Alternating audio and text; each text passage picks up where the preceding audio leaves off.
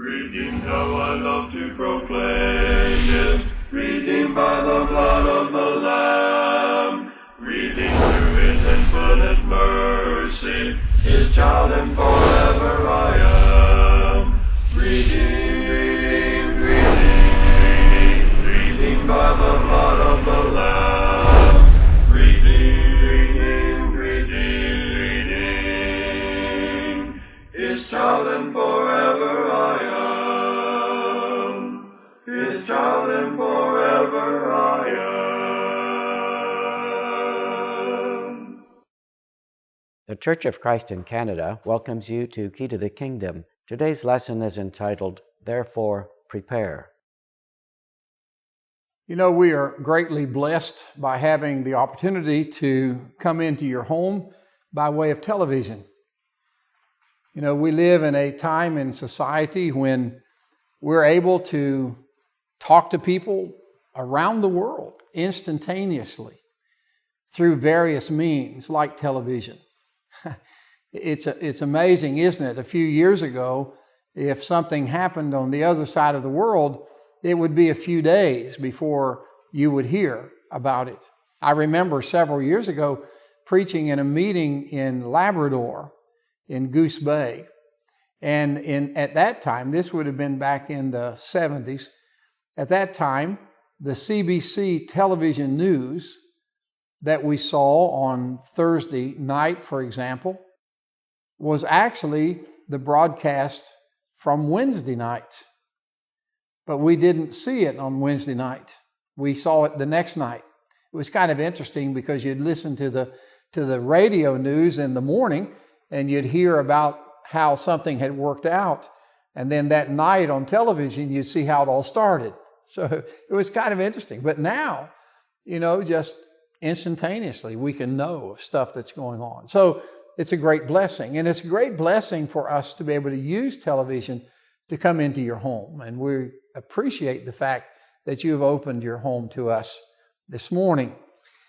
As we continue our study on, well, the last couple of weeks, we've talked about the living hope that we have through Jesus Christ and in Jesus Christ. We've talked about that fact that we have this wonderful relationship with God through Jesus Christ, that we have been born again into that kingdom, and that calls for us to live a life that demonstrates our faith, that demonstrates our confidence, that demonstrates our belief in God. Let's go back to 1 Peter chapter 1, and let's look starting at verse 13. Here Peter writes, "Therefore prepare your minds for action. Be self-controlled.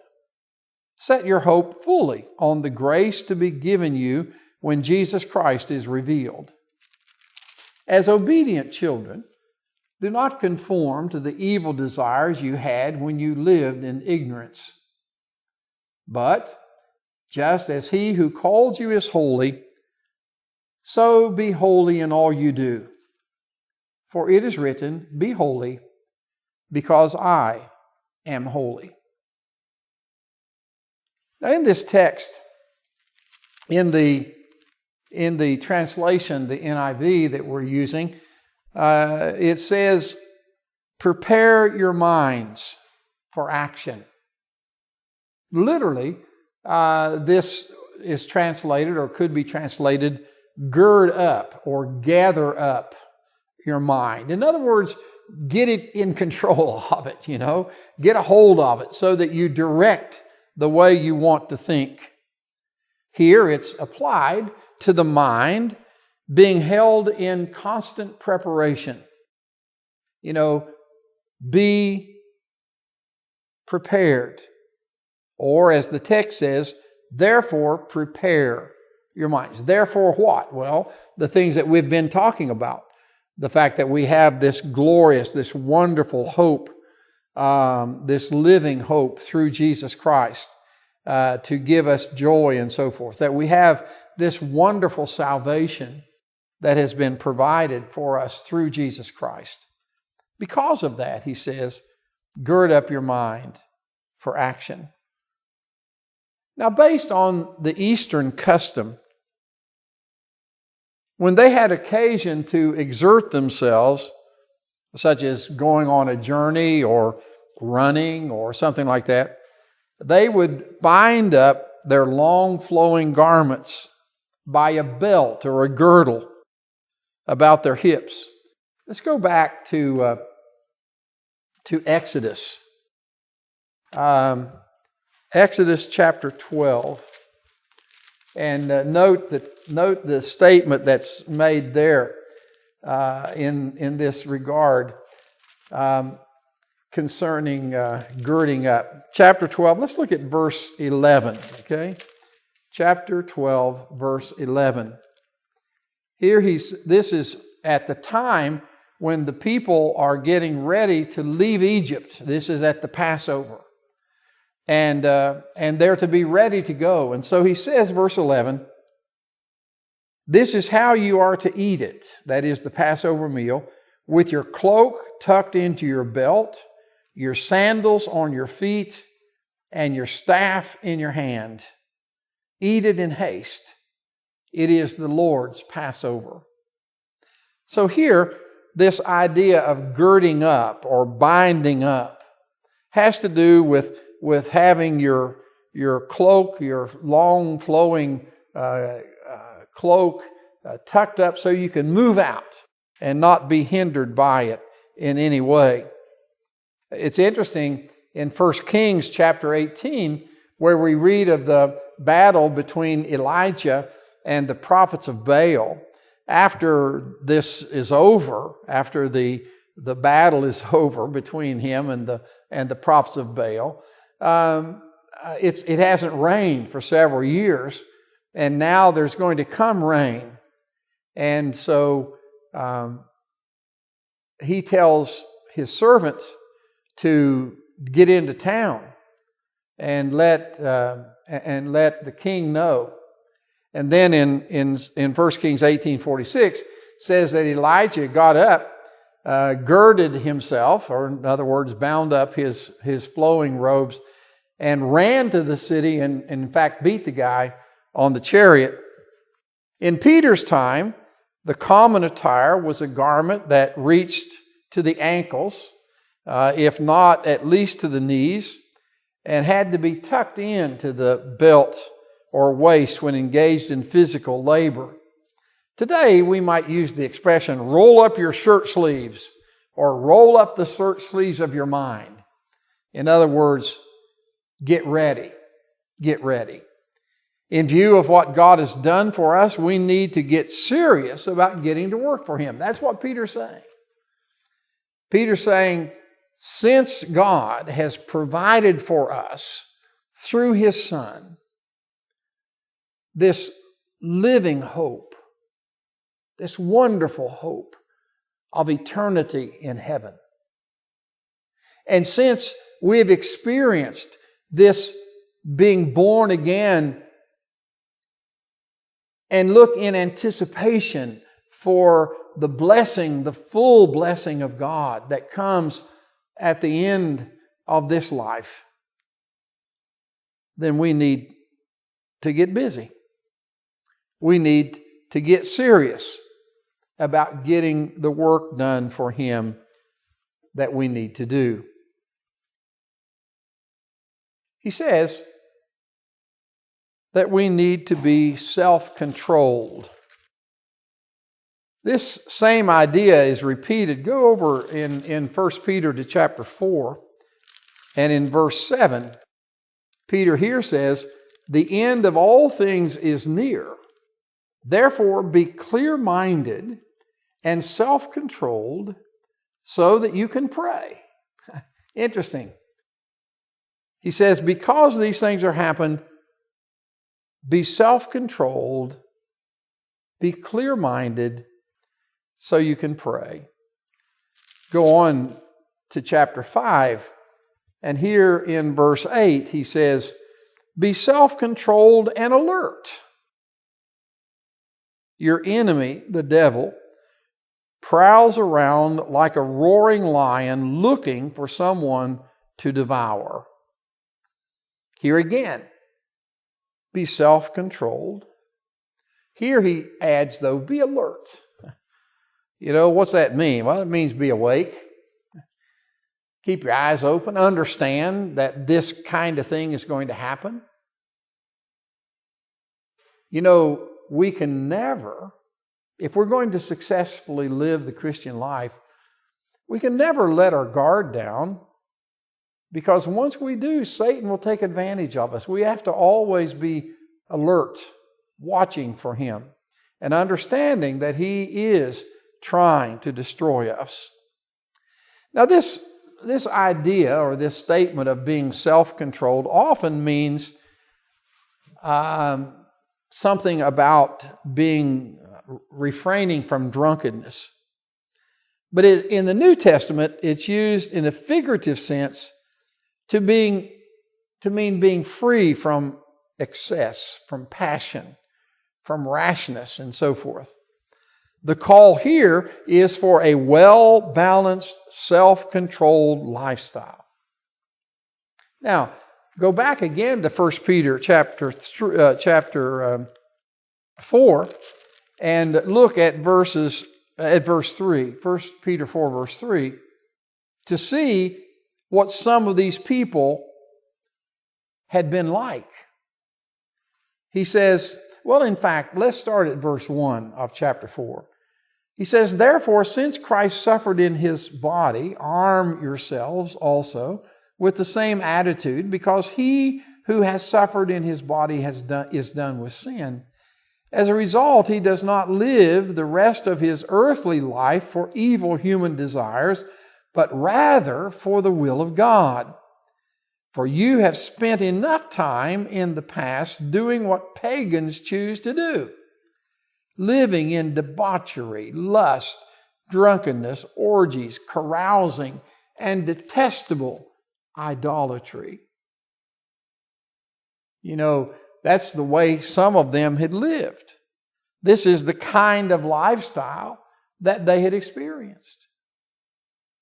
Now, Peter expresses his confidence, I think, here, because go back to to chapter 4 to verse 4, where he says, they think it strange that you do not plunge with them into the same food of dispensation, and they heap abuse on you. Well, Peter believes that these people have made the step. They have overcome and outgrown these kinds of activities, this excess and this passion and this rashness. The call here is for a well-balanced, self-controlled lifestyle, much different from what they had experienced before. And they await a glorious inheritance kept in heaven for them. Isn't it encouraging to notice? Go back in chapter 1 and look at verse 7. These have come so that your faith, of greater worth than gold, which perishes even though refined by fire, may be proved genuine and may result in praise, glory, and honor when Jesus Christ is revealed.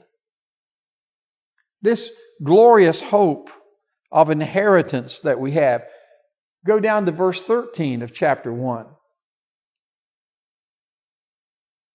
Here he says, therefore prepare your minds for action, be self-controlled, set your hope fully on the grace to be given you when Jesus is revealed. This promise that Jesus is going to come and there's going to be something wonderful. There's going to be an inheritance that's going to be received at that point. Go to chapter 4 and verse 13. But rejoice that you participate in the sufferings of Christ, so that you may be overjoyed when His glory is revealed. The Christian goes through living the life of Jesus in the sense of denying the worldly and the fleshly and dealing with whatever comes along. The pain and the sorrow, the difficulties, the challenges that may come. being on guard for Satan, knowing that he's always there ready to try to undermine your faith and your commitment to God. You know, we've often noted that Christianity is a taught religion. And the point I want to make there is that Christianity isn't something that you are born into against your will. Now, you are born into Christianity, but you're born in on the basis of your choice to obey the gospel, to deny yourself, to take up the cross and follow Jesus, to believe in Him, to confess Him, to turn from sin, to be born again of water and Spirit. These are choices that you make. Since these people to whom Peter is writing, had learned this, they were no longer ignorant about where they came from and what was ahead of them. I appreciate Paul's words. Go to Galatians chapter 4. Here in verses 8 and 9, Paul says, "Formerly, when you did not know God, you were slave to those who by nature are not gods. But now that you know God, or rather, are known by God, how is it that you are turning back to these weak and miserable principles? Do you wish to be enslaved by them all over again?" Here Paul is concerned about what's happening to some of the Galatian Christians who seem to have been losing their zeal, who seem to have been losing their commitment, who had walked away from the relationship they had enjoyed with God. And make no doubt about it, the only way we can hold on to this living hope that gives us confidence every day that we are with God and walking with God and will be blessed by God through eternity. The only way we can do that is by continuing to walk with Him. Paul wrote to the Ephesian church in Ephesians chapter 4 and verse 18, where he says, "They are darkened in their understanding and separated from the life of God because of the ignorance that is in them due to the hardening of their hearts." Isn't it sad to think that there are people who on the day of judgment will hear Him say, "Depart from me," who will lose the wonderful joy of eternity with God because they have hardened their hearts, because they have not maintained the relationship that they should with God, that they have allowed other things and other situations and other relationships to come between them and the Lord. You know, if we go back to 1 Peter chapter 1 and remind ourselves, look at verse 15 and 16. He says, "But just as He who called you is holy, so be holy in all you do. For it is written, 'Be holy, because I am holy.'" What's the point? What is it that Peter's trying to say there? He's just reminding us that if we would have relationship with God, we must live that holy life, that consecrated life, that dedicated life to Him. That we must honor Him in the way we live, in obedience to His Word. And you know, this isn't a new concept for Christians. This goes back to the old days, under the old law. Because back there, the theme of holiness and the requirement of holiness was there. Look at Leviticus chapter 11, verses 44 and 45.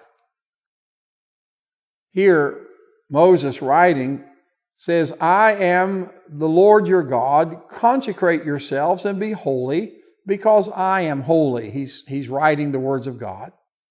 Do not make yourselves unclean by any creature that moves about on the ground. I am the Lord who brought you up out of Egypt to be your God. Therefore, be holy, because I am holy.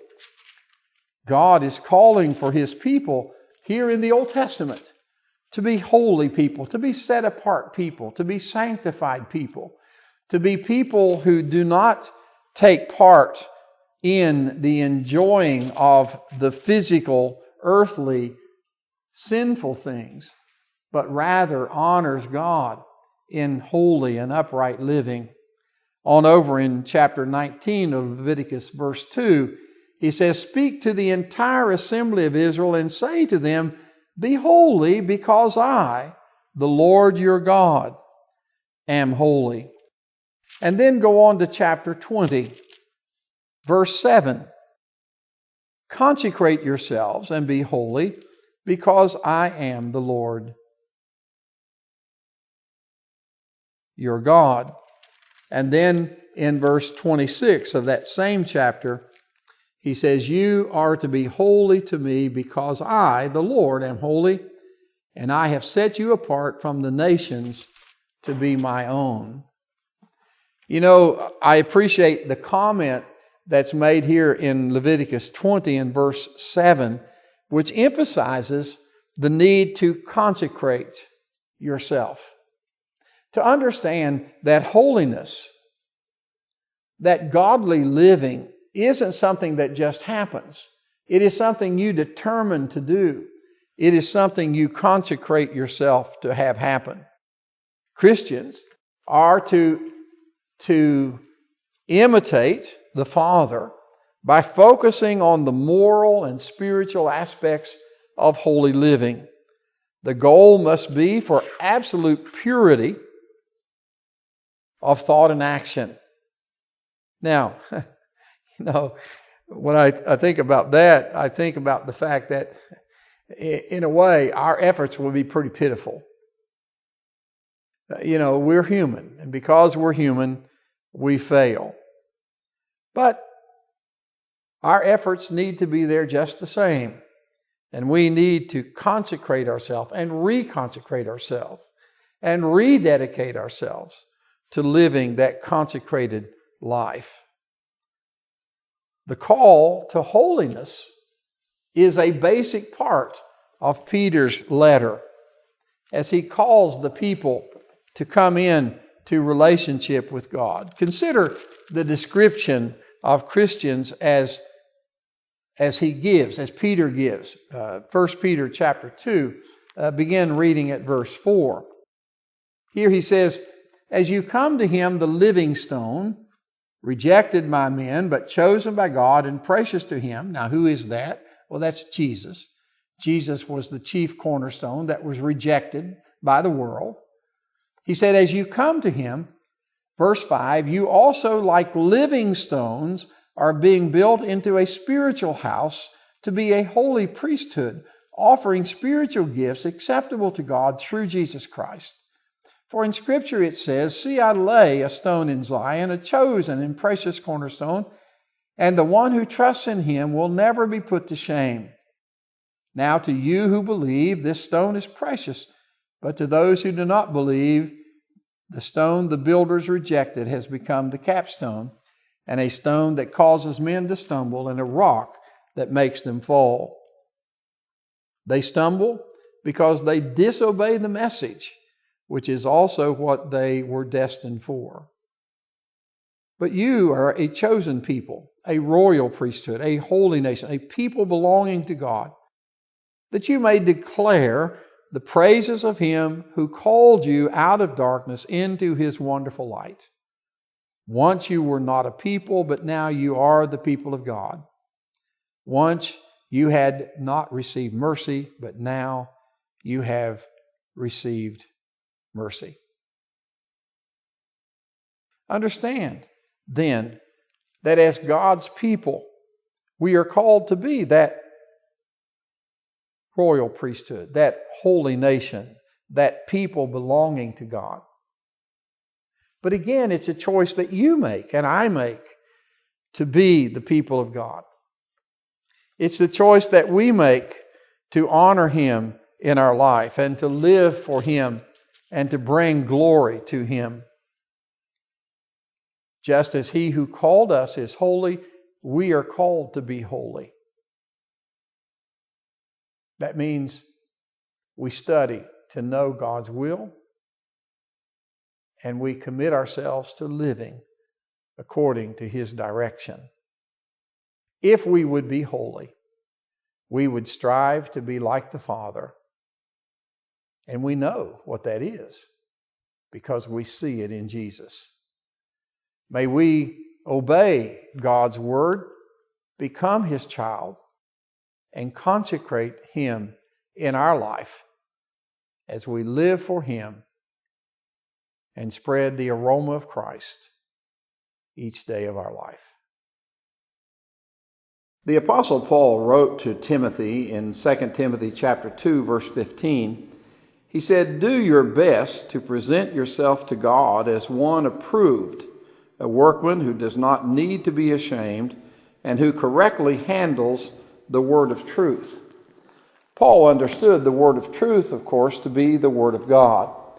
And he encouraged Timothy, a young preacher, to be sure that he studied the word in a way that he could properly handle it in teaching the message. Unfortunately, some people want to apply that particular idea only to preachers, when in fact each of us is responsible before God to study and to know His will because we have studied it and have come to know it. Back in Acts chapter 17, we read about the people at Berea. It says, verse 11, "Now the Bereans were of more noble character than the Thessalonians, for they received the message with great eagerness and examined the Scriptures every day to see if what Paul said was true." These people wanted to know what God wanted them to do, and they listened to what Paul said, but then they searched the Scriptures to make sure that Paul was telling them the truth. We're happy on Key to the Kingdom to offer you a Bible study course. It is a free take-at-home Bible course, and we'll send it to you if you'll simply call us at the number on the screen or contact us through the website.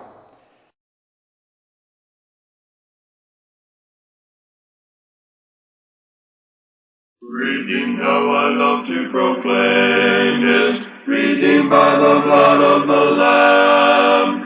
Reading through His infinite mercy, His child and forever I am. Redeemed by the blood of the Lamb. Redeemed, His child and forever I am. His child and forever I am.